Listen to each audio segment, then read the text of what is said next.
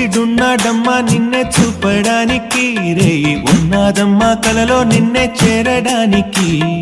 మాట మనసు సిద్ధం నీకే ఇవ్వడానికి, నా కళ్ళు పెదవి ఉన్నాయి నీతో నవ్వడానికి. ఏనాడు చూశాను రూపురేఖలు, ఆనాడే రాశాను చూపులేఖలు.